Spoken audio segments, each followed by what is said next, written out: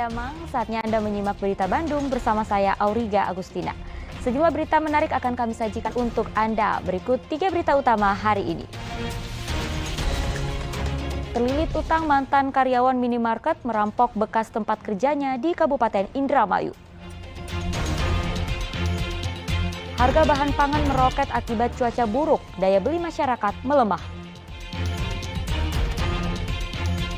Timnas sepak bola Indonesia ditahan imbang Bangladesh. Supporter berbondong-bondong menonton di Stadion Sijalak Harupa.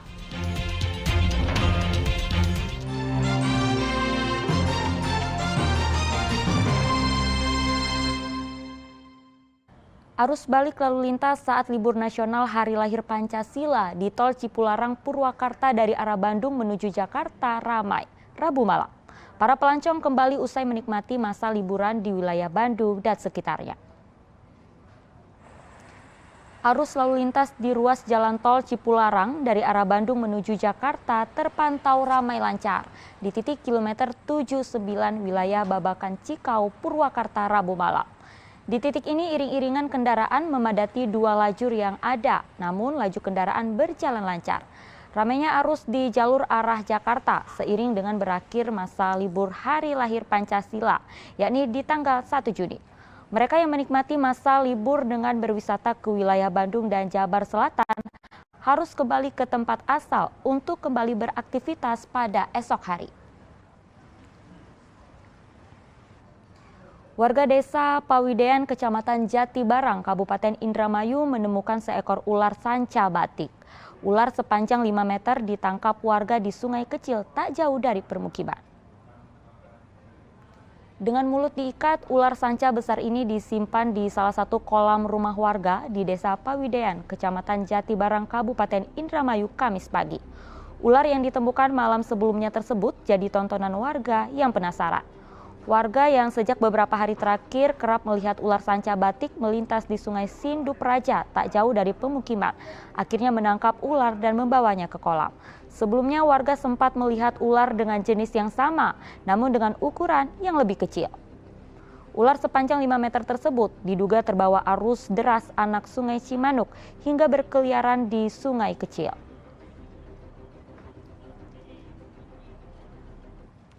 Kondisi ruang kelas hampir seluruhnya rusak. Pelajar dan guru sekolah dasar Pantura Cilamaya Girang Kabupaten Subang was-was. Mereka takut ruang kelas tiba-tiba roboh saat belajar. Plafon jebol, dinding mengelupas, daun pintu dan jendela yang rusak membuat murid dan guru sekolah dasar negeri Budi Asih di desa Cilamaya Girang, Kecamatan Belanakan, Kabupaten Subang tak nyaman dan khawatir ruang kelas bisa saja roboh tiba-tiba. Kondisi ini terjadi pada 6 ruang kelas yang ada. Atapnya bolong-bolong, kalau hujan, banjir, temboknya rusak, minta diperbaiki. Kalau sekarang belajarnya nyaman nggak ini nih? Enggak, Kenapa enggaknya? karena sekolahnya Jelek. Kepala sekolah mengaku telah mengajukan bantuan perbaikan sekolah kepada Dinas Pendidikan Kabupaten Subang. Sebagai guru selalu was-was untuk dipakai untuk belajar. Selama ini gimana emang, Bu? Ya atap yang bocor, dalam keadaan rusak parah. Terus kalau seandainya hujan lebat kan itu selalu banjir. Berarti diliburkan nggak itu, Bu, nanti kalau Kalau ini enggak, selama ini dipakai pembelajaran saja. Walaupun keadaan was-was, kecuali kalau banjir mungkin libur. Semoga sekolah kami mendapat bantuan dan perhatian dari pemerintah agar terlaksananya belajar mengajar dengan kondusif. Meski pengajuan bantuan perbaikan sekolah telah dilakukan hingga kini belum ada tanggapan. Pihak sekolah berharap ada perhatian pemerintah agar bangunan sekolah dapat segera diperbaiki. Jenal Arifin melaporkan dari Kabupaten Subang. Satu orang dengan gangguan jiwa sempat menyerang petugas Satpol PP saat akan ditangkap di Taman Kota Tasikmalaya. Sejumlah murid sekolah dasar yang sedang berolahraga di Taman Kota Tasikmalaya tiba-tiba dikejutkan dengan mengamuknya seorang pria dengan gangguan jiwa. ODGJ ini mengamuk setelah sempat disuruh pindah oleh petugas Satpol PP.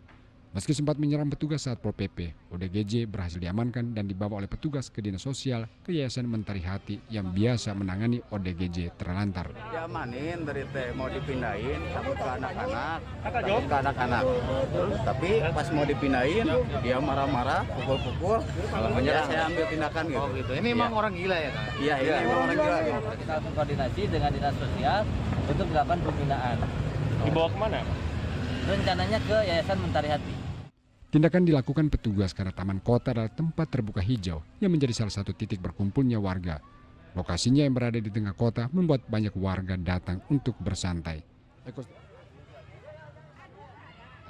Eko Setiabudi melaporkan dari kota Tasikmalaya. Sementara itu pencuri menyembelih kambing curiannya langsung di kandang. Modus kejahatan ini kembali terjadi di Pancoran Mas, Kota Depok. Kambing yang seharusnya akan disembelih sebagai kambing kurban pada Hari Raya Idul Adha bulan depan rupanya didahului oleh para pencuri. Para pencuri menyembelih 9 ekor kambing milik korban di dalam kandang. Daging 4 ekor kambing dibawa kabur, sedang 5 ekor kambing lainnya masih tergeletak di dalam kandang. Ya kayaknya nggak ada, cuma kayak lelah gitu, nggak terasa. Tiba-tiba begitu kayak kontrol patroli, ada kejadian kambing nggak ada, udah disembelih, langsung saya lapor ke Pak RT.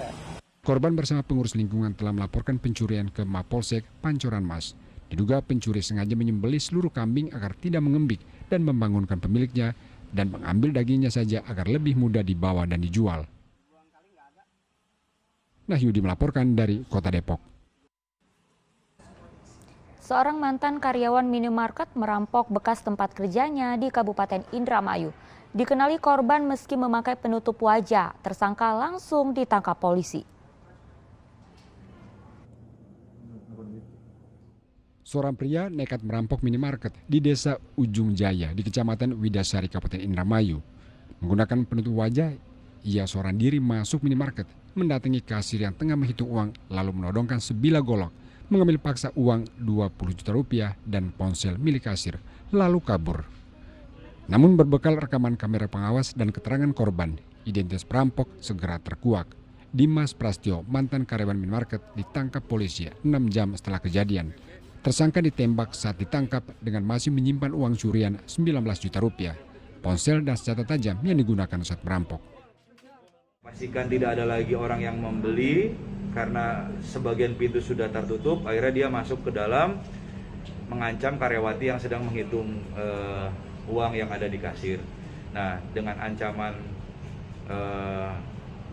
yang dilakukan oleh pelaku ini, akhirnya karyawati ini memberikan sejumlah uang, yaitu 19.200.000 rupiah kepada.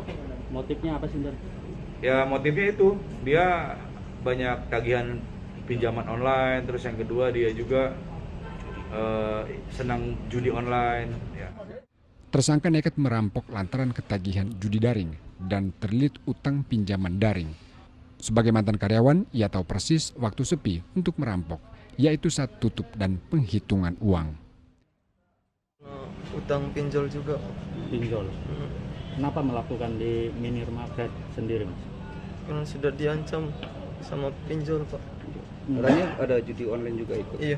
Itu berapa utangnya waktu itu pinjaman online itu? Saya pinjam 6 juta dengan bunga jadi 12 juta. Uangnya untuk apa? Buat judi online. Judi online. Tersangka dijerat dengan pasal 365 KUHP tentang pencurian dengan kekerasan yang ancaman hukumannya maksimal 12 tahun penjara. Maruli Habibi melaporkan dari Kabupaten Indramayu. Kita beralih ke informasi lain. 1 pekan sudah Eril menghilang. Perwakilan keluarga Ridwan Kamil pun berangkat ke Swiss untuk membantu pencarian Eril. 1 pekan pasca hanyutnya Eril di Sungai Areben, Swiss Alpi Nazmuzaman, adik kandung Ridwan Kamil berangkat menyusul ke lokasi kejadian untuk membantu Ridwan Kamil dan Atalia Kamil mencari keberadaan Eril di Sungai Are. Elpi sudah tiba di Bandara Udara Kota Bernburg, Swiss Rabu malam waktu Indonesia. Sedang pencarian yang dilakukan aparat keamanan setempat diprediksi akan terhambat karena badai di pegunungan yang menyebabkan air pasang dan arus air semakin deras. Pencarian juga dilakukan dengan menyebarkan informasi orang hilang kepada komunitas warga yang berada di sepanjang bantaran Sungai Are. Evaluasi, mereka akan tetap melanjutkan proses pencarian. Secara metode masih sama dengan yang sebelumnya, hanya mungkin khusus untuk penyelaman itu akan bersifat situasional karena memang kondisi sangat bergantung pada situasi di lapangan.